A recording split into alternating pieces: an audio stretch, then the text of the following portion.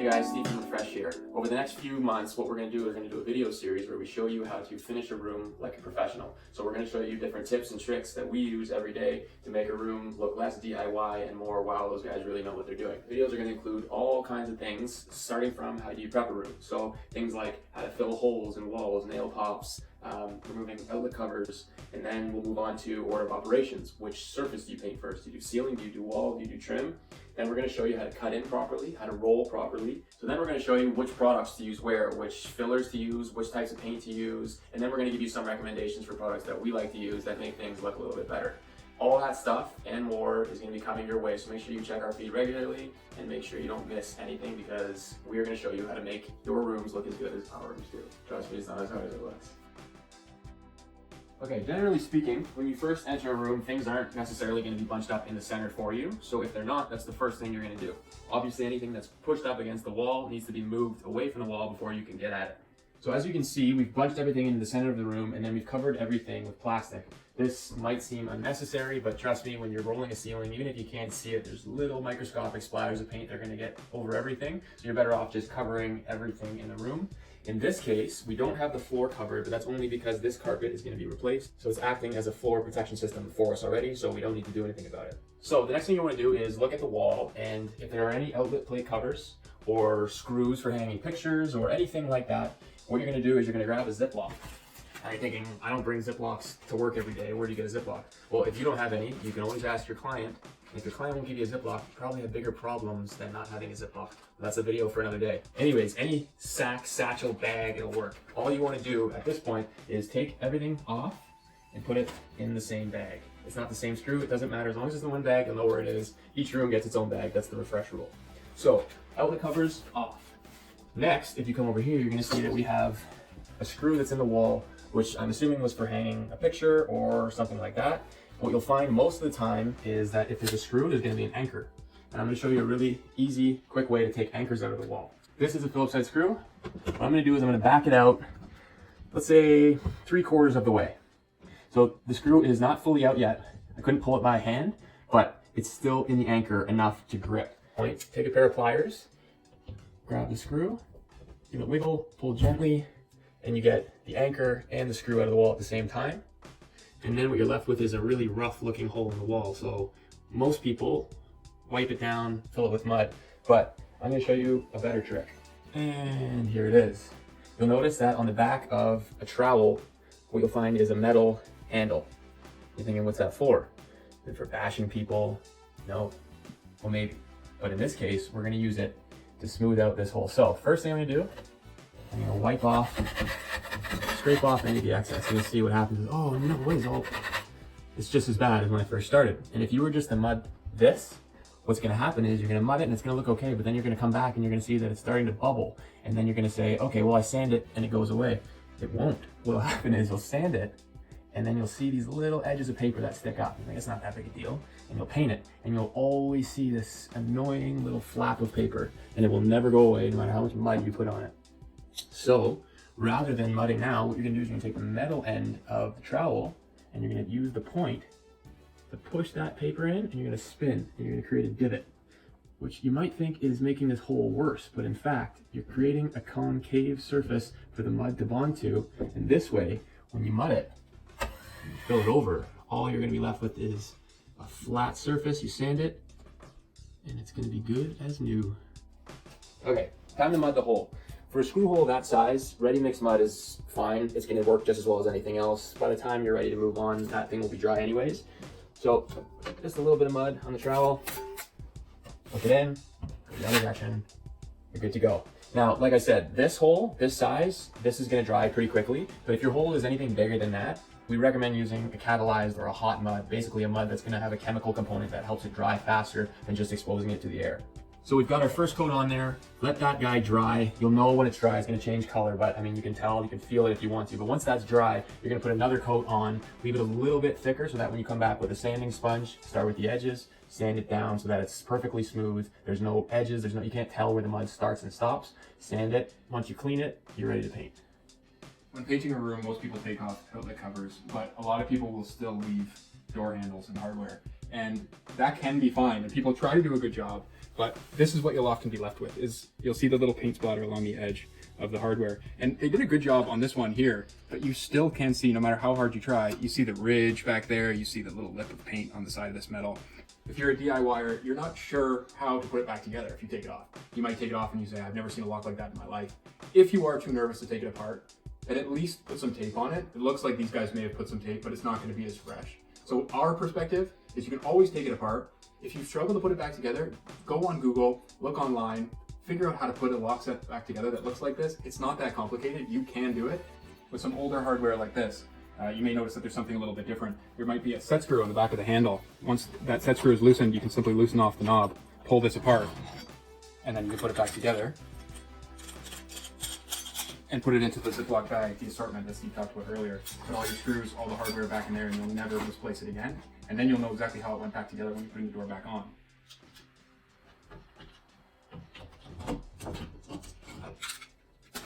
Now the important part about doing this and taking all this hardware off isn't just to keep your work clean, it's actually going to make it go a lot faster. If you're putting on 3 coats of paint on this, sanding it down between coats, it's going to be a lot easier to not have to worry about all that hardware that's in there. And now you can just roll the paint on all the way around nice and smooth, and it will be a beautiful uniform finish. On top of that, we can now take this hardware, strip it, get some of that stuff off with a razor blade or some paint stripper. When we put it back on, it won't look like we hacked it all up. It'll look brand new, it will look fresh forever. A lot of the times you're going to find that it's just a nail that's driven into a stud in a wall. We see this quite often. A lot of the times what people do is they'll just take a hammer or pliers and try to just wrench it out, and what inevitably happens is you start denting the drywall around it. Easy way to avoid that is to take a wide trowel, place it against the wall first, and you're going to use that as the surface to pry against when you take your hammer. A good grip, nail will come out, wall is still in good condition. Nail hole, same thing, keep everything off, edge of the trowel, make sure it's a concave surface, and the trowel against it one more time, mud in, opposite direction, coat one, done. We're going to come back later when that's dry, we're going to put another coat over it. Here we've got some more modern hardware. These are 2 closet door handles. So all that's going to mean is that these 2 screws are just simply into the wood of the door on both sides. This is something we're definitely going to want to take off. What we can run into so often when you're taking off these doorknobs is if you just put a simple screwdriver bit in your drill or your hand screwdriver, is you'll see how close the chuck of the drill gets to these knobs. Now these knobs in particular aren't dramatically expensive. They're not over the top expensive, but we do work with hardware that is really expensive. And really any type of hardware that you're taking off someone's house, you should be trying not to burn or leave marks on. So there's 2 ways that you can deal with this. One quick, easy solution is to get some painter's tape, tear off a bunch, wrap the knob in painter's tape. Doesn't have to be nice. Extend your bit out as far as you can and get in there. But you'll see you're on a pretty severe angle by the time you're trying to take that screw out. It will work, but you're going to notice that it's going to leave these screws that they have now, which are just on an angle.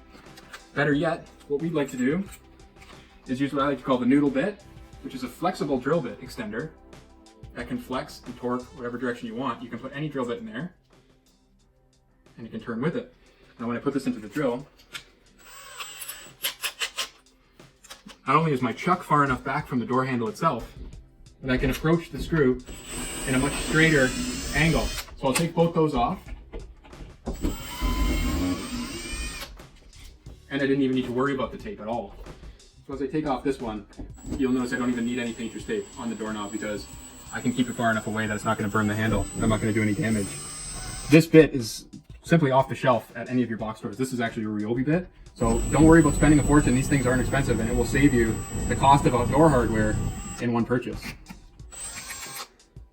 And there we go. These goes into the assortment. And we're moving onward.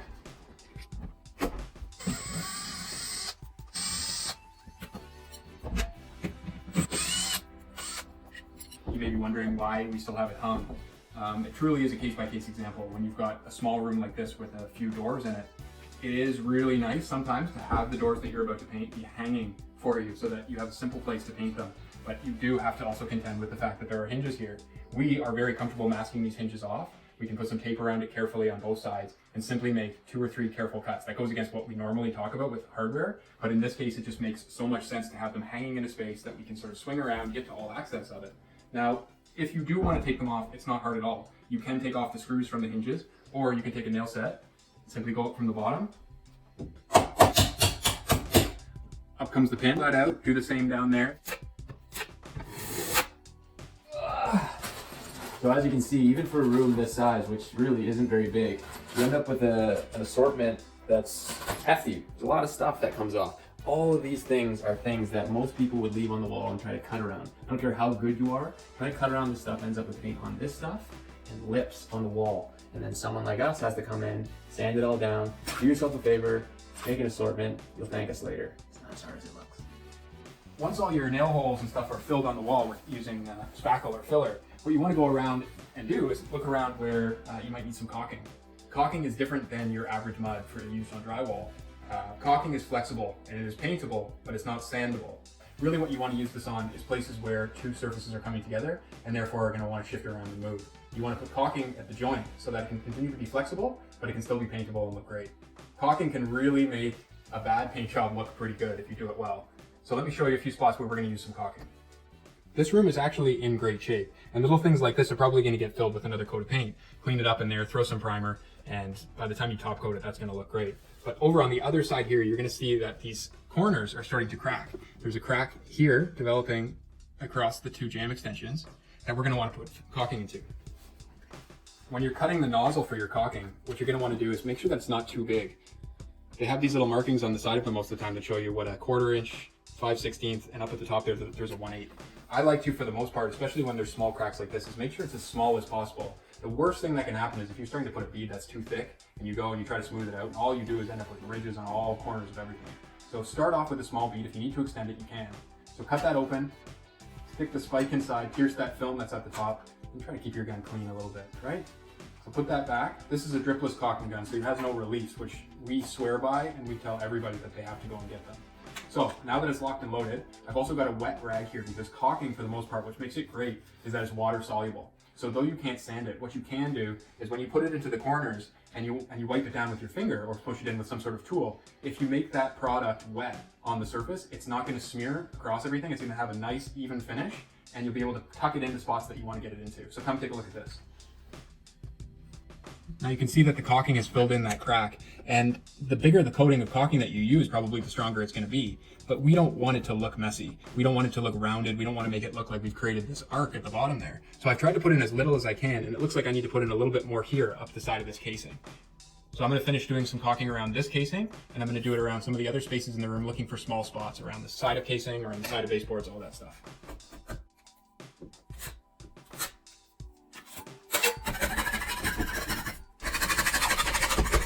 So it's moments like this when you realize how far prep work goes. If the first guy didn't try to paint around this, and based on this door and the color behind it, this is probably a very, very long time ago, but if that guy did a better job, then we wouldn't be sitting here sanding this door down. So think of the next guy when you paint, or girl. Okay, so you can see now that it's dry, and it's actually got a little dimple in it, but at least we know that it's fully cured, so we're ready for coat 2. So I'll take the same mud, go back, same thing, go over it again. This time I like to just go over a little bit more, make sure that it's covered. When that guy dries, it should theoretically be ready to sand and then paint once we've wiped off all the dust. As we continue to find more places where we're going to put some caulking in, like you can see in this molding right here, you can see that there's starting to become a little bit of a gap on the side of the molding, and over here you can see it even more. So I'm going to be putting some caulking in there, but before we do put the caulking in, we want to make sure that we get this sanded down a little bit. Trim work, it has a little bit of a higher sheen to it, so you want to give it a scuff sand before you put any primer on it. Primer will probably stick to it regardless, but it gives it a much better chance at being smooth and also sticking to it if you give it a scuff sand first. So I'm going to sand it before I put the caulking on so that when I sand it, I don't peel off all the caulking that I do.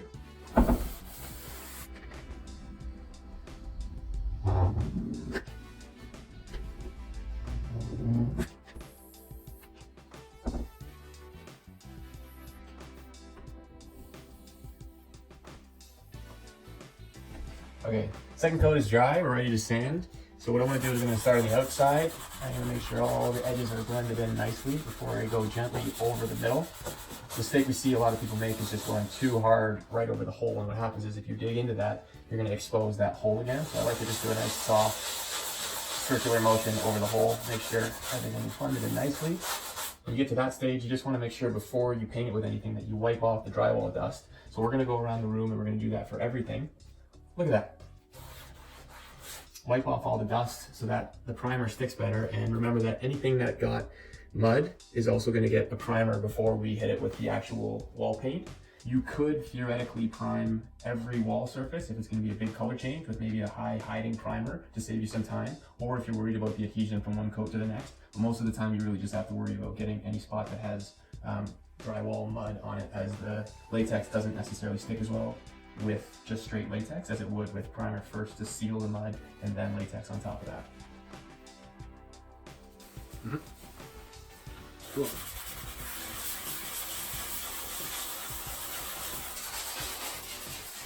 Now that everything's all nice and sanded, we can go around and we can get the dust off.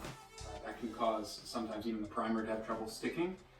So I've got here a Worcester Pelican full of primer. And the reason we're doing this is because we're going to go around and we're going to spot prime all the different fillers throughout the room. We also want to prime any grease marks or anything that we think is going to cause a problem on the top coat. When I do this, what this is going to do is when we come back and we go back with our top coat, what's going to happen is we're preventing this drywall compound from flashing, because that's not going to look very good.